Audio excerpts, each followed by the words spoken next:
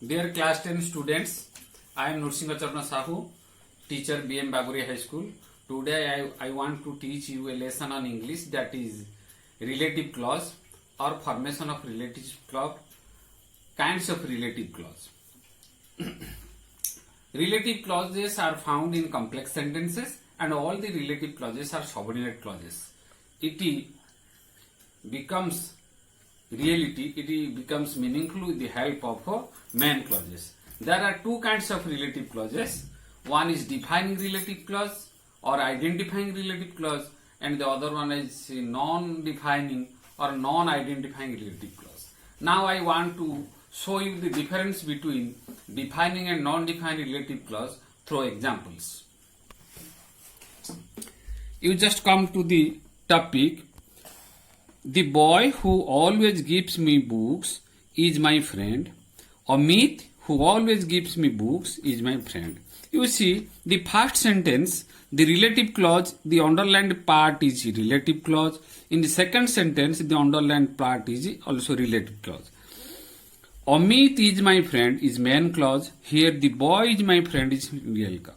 If you delete the relative clause here, the remaining part is the boy is my friend. It is not clear. The learners will ask a question, who is that boy? So the boy is not clear. The identity of the boy is not clear. So the relative clause is required here to identify its antecedent, the boy. So here the relative clause is required. So it is an essential part. It must be here to identify the antecedent. But in this sentence, if we delete the relative clause, who always gives me books, the remaining part, Amit is my friend, is alright. It is self-understood. It does not require any help to be informed, to be identified. So, Amit is my friend is a sentence which is self-identified. So, here the relative clause gives additional information about Amit. But without this relative clause, the main clause, Amit is my friend, is self-understood. So, here the relative clause is essential part. It identifies its noun clause or antecedent. So, it is called defining relative clause. Here, it does not identify Amit. Amit is self-identified. So, it is called a non-identifying relative clause or non-defining relative clause. Now, I shall teach you how to form or formation of a relative clause of two given sentences. You just look at the examples. I have already read the book. You gave me the book. You just look at the examples. Here there are two words, identical noun phrases. They are the book, the book.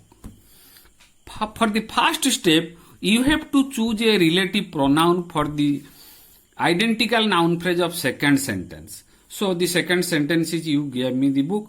You just cut the identical noun phrase and choose a relative pronoun, that is which, as the book is a thing. Then the new sentence is you gave me which. Then you move which to the beginning of the sentence. Then what is the new sentence? Which you gave me. Which came here. Which you gave me. It is the relative clause. Relative clause has already formed.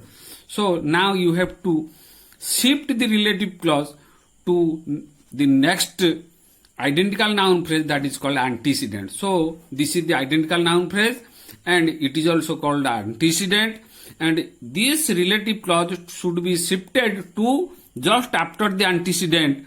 So the book. So the new sentence will be I have already read the book which you gave me. I have already read the book which you gave me. The next sentence, Mother Teresa is revered as a saint. She served mankind. So you see, Mother Teresa and she are two identical noun phrases. You have to choose the relative pronoun for the second pronoun, that is she.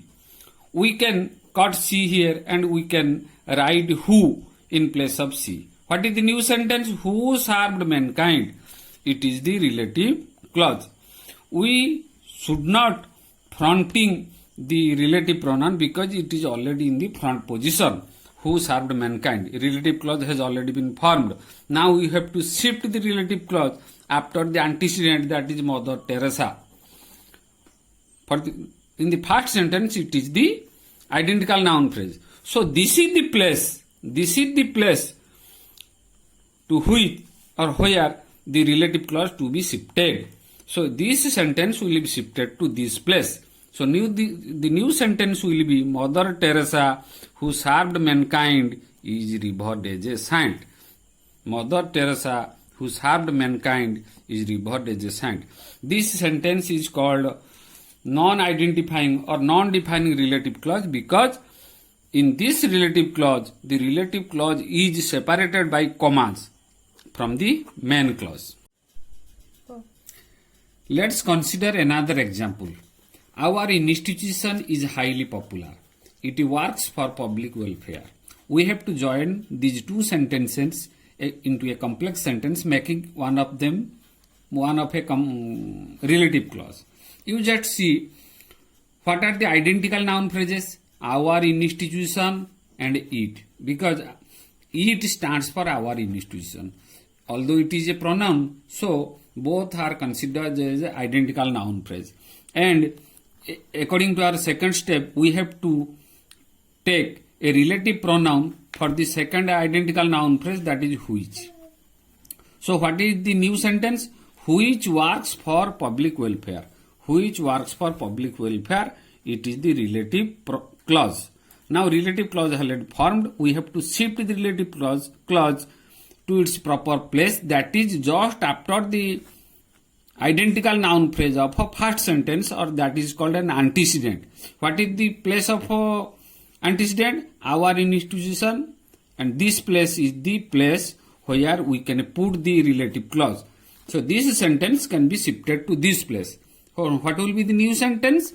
Our institution, which works for public welfare, is highly popular. Our institution, which works for public welfare, is highly popular. This is all about the formation of relative clause. Thank you all.